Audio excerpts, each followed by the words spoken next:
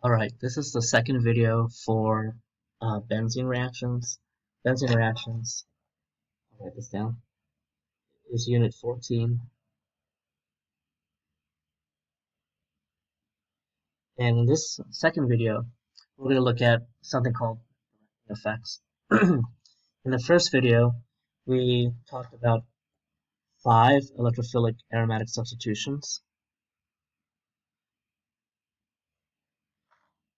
and how to react or how to put an electrophile directly onto benzene.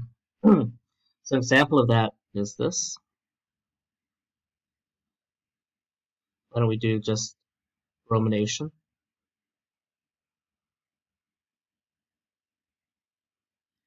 You need to have your Lewis acid, FeBr3, and you're going to add a bromine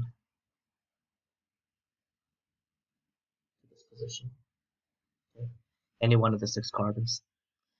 For this video, directing effects, we have to analyze how a second electrophile may come onto the ring based off of the existing group and whether that group can direct that incoming electrophile specifically in any of these other locations.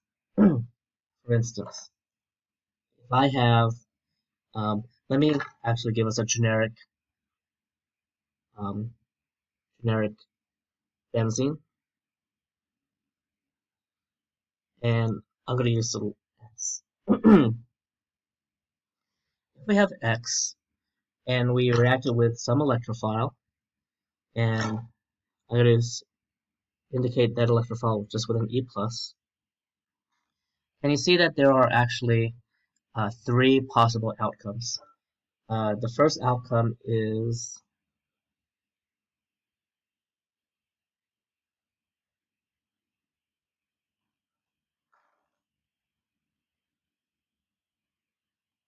the electrophile on the carbon next door to where the group is, the existing group is, and that's called ortho.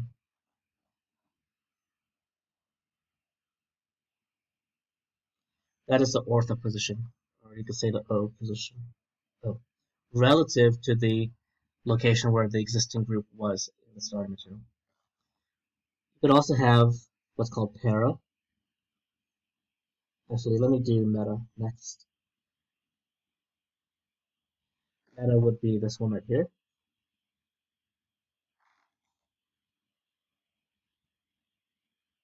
Another way you could think of ortho and meta is the relationship between those 2 groups is 1 and 2. This is 1 and 3. Carbon 1 and 3. Then we have one more. You can probably guess where that's going to go. That position is called para. Ortho-meta para.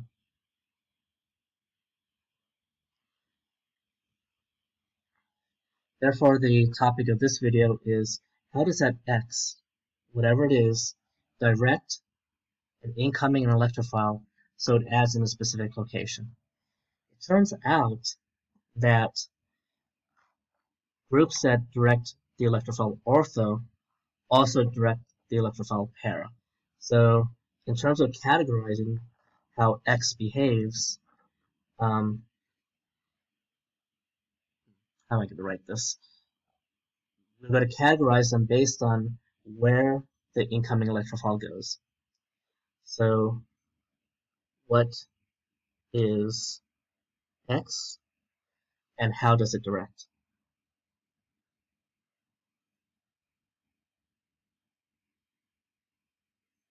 Now X could be, it could be bromine. We saw that with the other electrophilic aromatic substitutions. It could be a nitro group, a sulfonic acid, a alkyl group, or an acyl group. Right? 5 EAS reactions. You would have to analyze those groups and ask yourself, well, if I do another reaction, where is that incoming electrophile going to go? We're going to categorize this X into 3 groups. Okay. Just hang with me for a while. I'm going to call them the good, the bad, and the ugly. So we're going to have good groups. And this represents the X. Or X could be a bad group.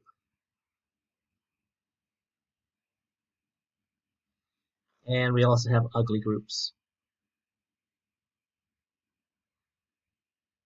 It's doubtful that this is how your textbook approaches these groups. Let me show you how, or let me tell you how your textbook approaches these. The good groups are considered what's called activators. And I'll explain that in just a bit. And the good groups direct an incoming electrophile in the ortho and para position separately. So some professors say if you have a good group or an activator, when you add that second electrophile, you're going to have to draw two products, one that looks like this and one that looks like this, the ortho and the para. Don't worry, we'll have plenty of practice, maybe not in this video, but definitely in future videos. Bad groups, they're considered deactivators, and they direct incoming groups in the meta position. Okay. Do we know what good, bad, and ugly, what groups those are? I haven't told you yet. Okay, I haven't told you what a good activator is. I haven't told you what a good deactivator is. Ugly groups are ugly because they activate the benzene ring like a bad group. So they actually are deactivators also. But they direct like a good group. That's why I call these uglies, because they're a little bit of both. They don't actually know exactly what they're doing. They have a little bit of both characteristics. I'm going to give you an example, and then I'm going to give you, we're going to focus on the good groups, and what are those good groups, and why do they direct with a para. So I don't think we're going to get to the bad and ugly. Let's just focus on the good. So for instance, if I have this molecule, I haven't told you what constitutes a good group just yet. Okay? But let me give us phenol. This is a molecule that we cannot make directly from our 5 electrophilic aromatic substitutions. Maybe later I'll show you how to make this from benzene, but let's say this is your starter material. But the professor says start from here, and they want you to do a bromination. Well, let's do something different. Let's do let's practice. Let's do a nitration.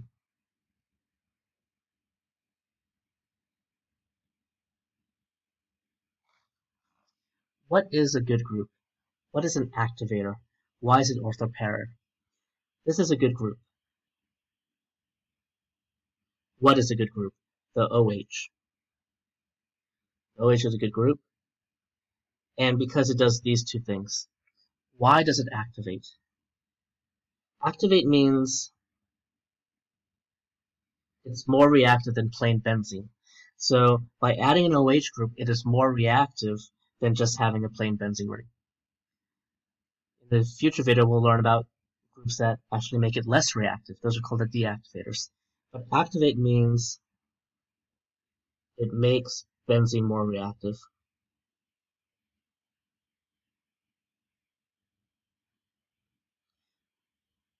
Okay. Let's not worry about OrthoPara, that comes a little bit later. So again, your directing effect is not based off your reagents, the thing you're adding.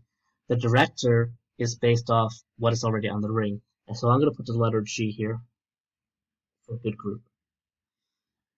I'm going to take it on faith for now, but what does the good group do? It directs the incoming electrophile ortho and para. And again, like I said before, most professors would want you to draw both. So let's draw the ortho first, and let's draw the para.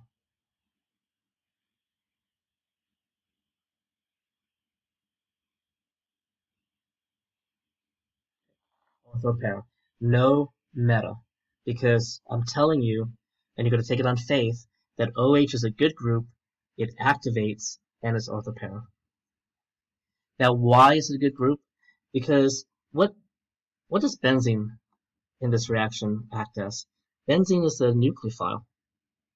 If you look back at the first video, all of those mechanisms, the benzene ring was the attacker.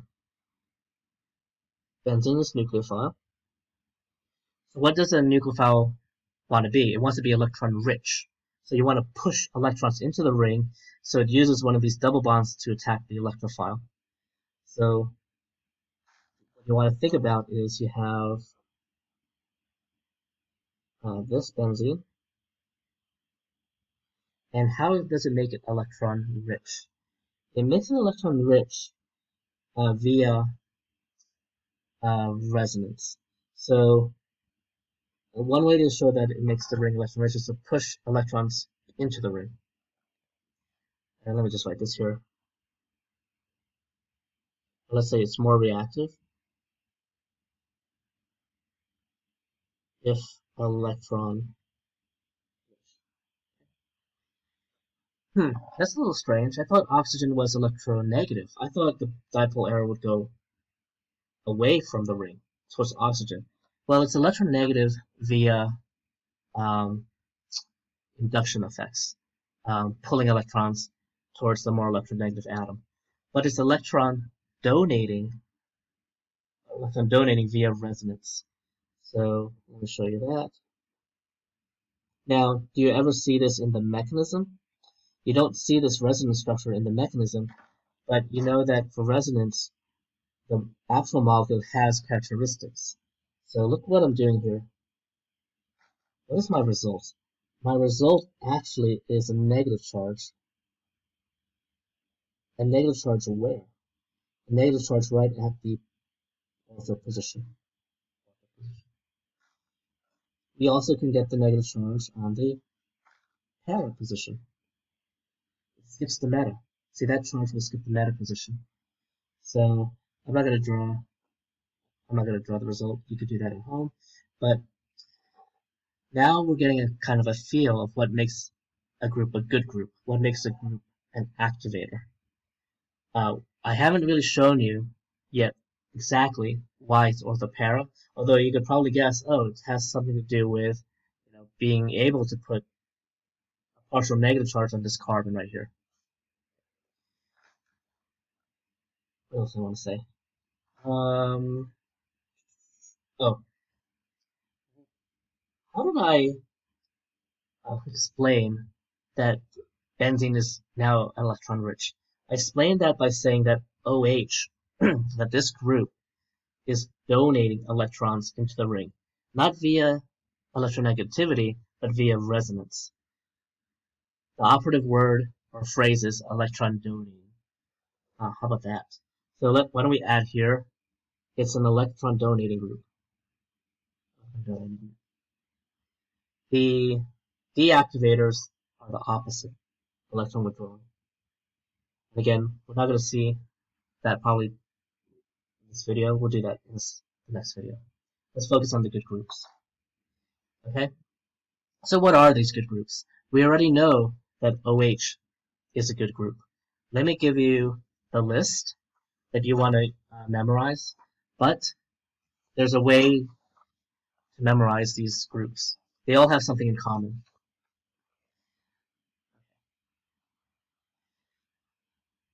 We're going to list the good groups.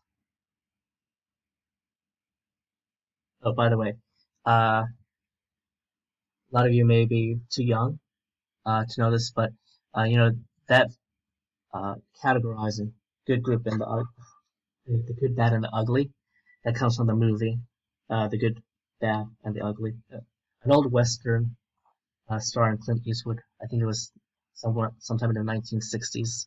It was made. Classic movie. The good always wins, by the way. So we have good groups.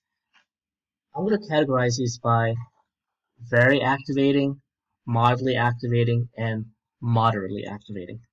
And it is important that we have those distinctions. So the good groups are activating, and I'm going to put here, oops, not moderately, very activating, I guess is I could call it. Very activating. OH is a group that's very activating. So what does this squiggly line mean? It means on the left side of this bond, we're going to have the benzene. So OH is a good group. And H2 is a good group. A very good group. Very good, very activating. It's pumping in electrons very well into the ring to make it activated. Ethers are good groups. So OR. Methyl, ethyl, propyl, whatever you want as an alkyl group. Oh, I think I know what's wrong. Let me lower the exposure. Okay. Amines. So just like we could add an R group for oxygen, we could add a R group for an amine. Okay. Let me just double check my notes. I want to make this as complete as possible.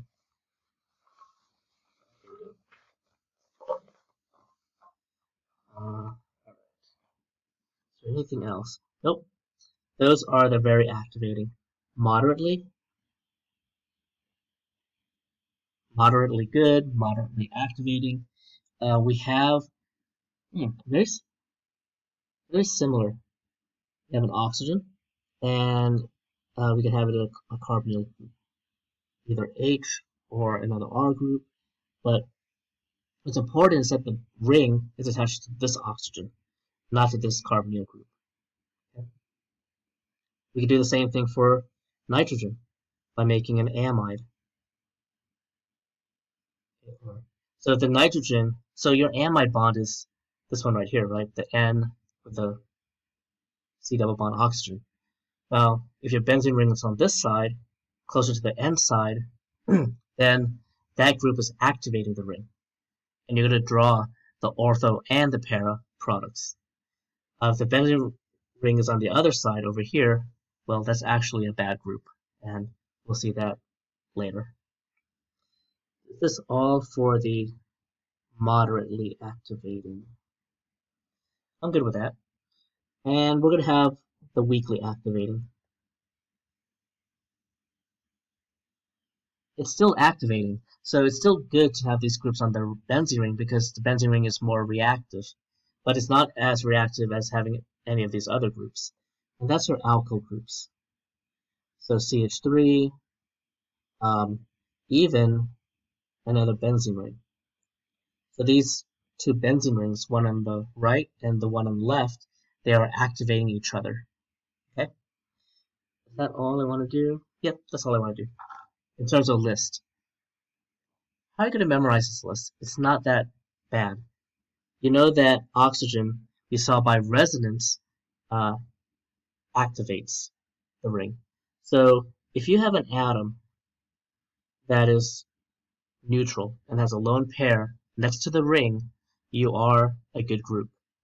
And that's why it was important for me to emphasize that the benzene ring has to be on the side of the amide on the nitrogen side, or on this alkoxy side, the oxygen, not the carbonyl side. Okay, lone pair, you're looking for that. What about this?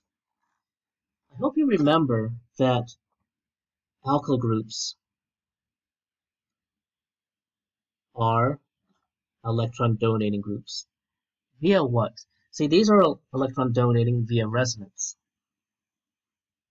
These are electron donating groups via resonance. And we will have time to draw some resonance structures in just a bit. Alkyl groups are electron donating because of it begins with an H. It's kind of a weird concept. You're donating electron density from a neighboring sigma bond. It's hyperconjugation. In all cases, all of these are electron donating groups, EDGs. Now, the effect of an electron donating group is the reaction goes faster.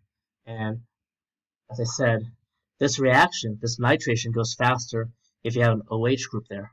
It actually goes a little bit slower if you did not, if you had just plain benzene, or if you had one of these other groups. So it all goes hand in hand. Good groups are electron donating groups electron donating groups are activators. Okay, but what's really important for us is not really the speed. We don't focus often on the speed of the reaction. We focus on the products, right? What are we getting? And that's where this comes into play, OrthoPara. So we have the electron donating groups, but why OrthoPara? Okay, why OrthoPara directing?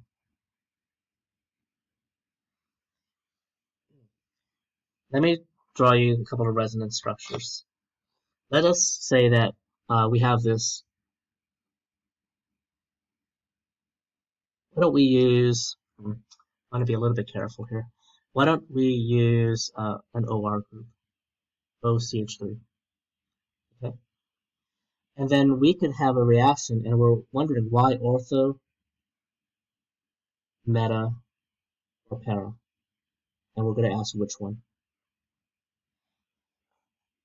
We already know that we should be drawing the ortho and the para based on our categorizing this ether group as a good group. But why? Because what we're going to do is we're going to survey each of these and ask ourselves which one's more likely. Because if it's ortho,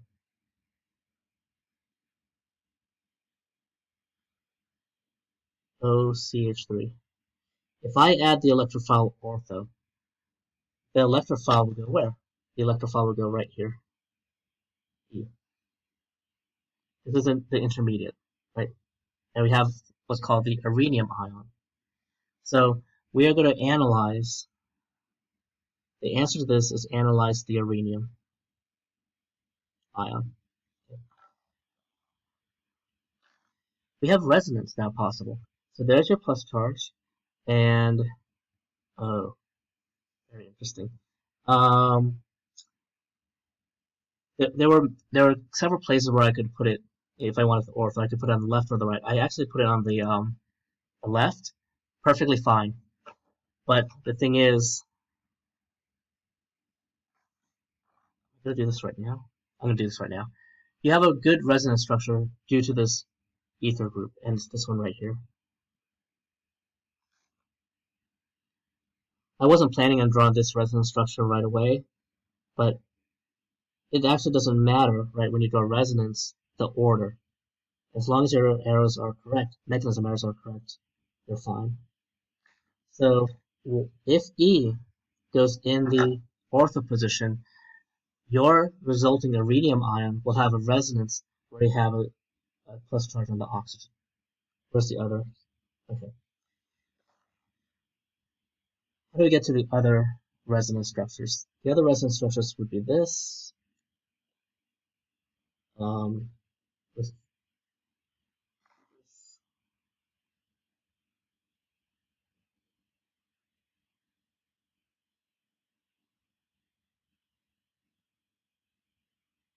So what got naked? This is the double bond now. This double bond in the 7 o'clock position stays.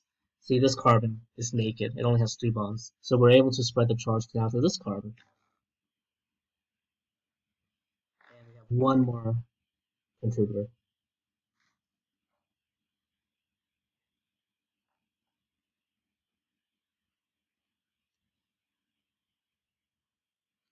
I should be asking you to pause the video and draw the result of my pink arrows.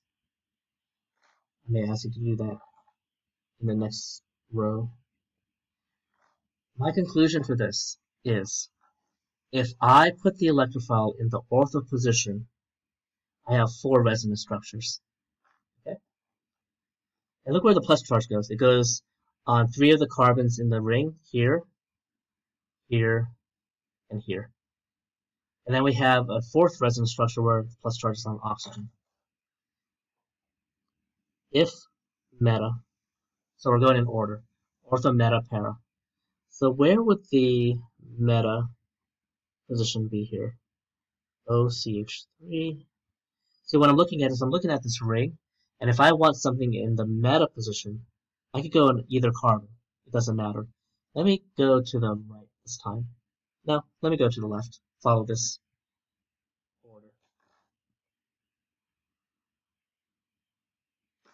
Based on my double bonds in my original benzene, you notice that I used this double bond at the 7 o'clock position.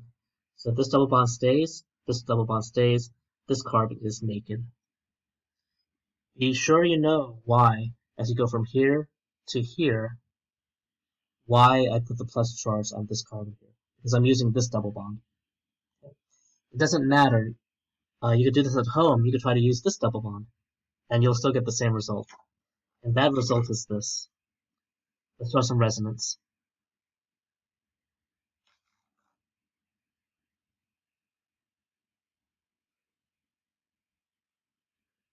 Where is my plus charge now?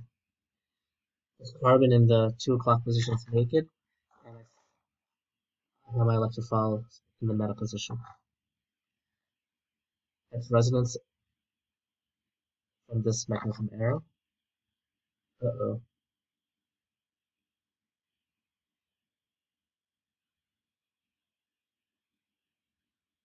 Interesting. So where's my plus charge now? Down this carbon, and here's my E. You notice that the plus charge is never across the oxygen in this meta case. It's here, it's here, it's here. The only way that we could get a good resonance structure here, where we get the plus charge from the oxygen, is if for one of the resonance structures the plus charge is directly across. You see how I could do this error right here? I do not have that opportunity if the plus charges are here, here, and here. So I could never make a double bond between this oxygen and carbon to give me a reasonable resonance structure. There's only 3. Only 3 resonance contributors. That's why we're not going to make the meta substitution. We're going to do the ortho substitution. What about the para? I'm going to let you do this at home, but let me get you started. So here's our original starting material, and if I put it in the para position, I'm using this double bond again. But now I'm going to put the E down here, and the plus charge is now here. Fill in your other double bonds. I betcha. Okay, look at my 3 examples, ortho, meta, and then you're going to finish up the para. You tell me, or you tell yourself, whether we're going to have a situation where we only have 3 resonance structures, or we have the situation where we have 4 resonance structures. Okay?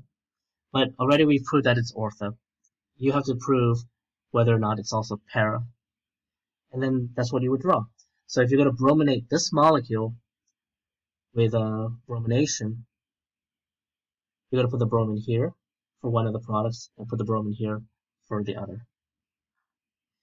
Now, before I leave this video, there's one thing I want to say about my mixtures. Some professors say draw both. Some professors say draw both and label them major. Most always, this is the major because of sterics. It's less crowded to put it here than to put it here. Definitely you have no meta.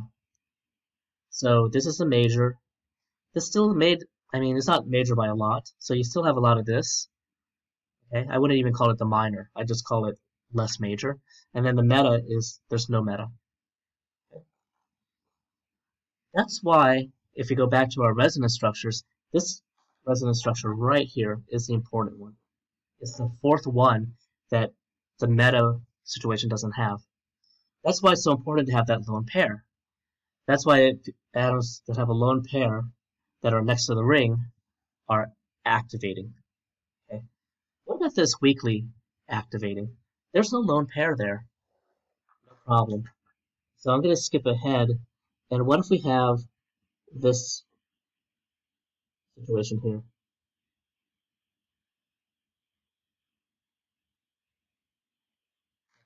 As if I put the electrophile in the ortho position.